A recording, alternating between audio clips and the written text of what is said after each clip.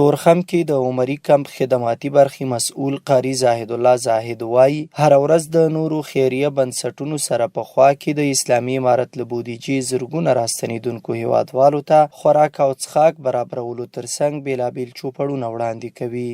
هغې ټولو ته موږ 4 ساعته د خوړو او د دوا او د پاکو اوبو او د برق او د فرش او ظرف خدمات وړاندې کوو.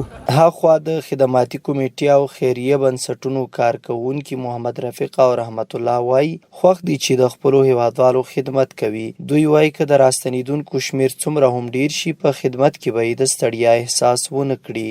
څومره خوراکي توکي تیاریږي مطلب وریجه سبزیجات چې کوم شی کېږي هغه د اسلامي اماراتو د خوا نه راوړل کېږي. زه تیاروم زه ورته ورکوم تیاروم پیکونه مزدوران لګیا دي پیکوي او ورکوي.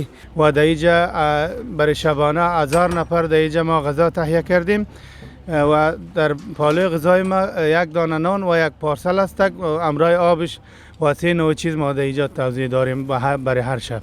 د خدماتو کمیټه په عمري کمپ کې د هغو 12 کمیټو څخه ده چې راستنېدونکو هیوادوالو لپاره د بېلابېلو چوپړتیاو په موخه جوړه شوې ده.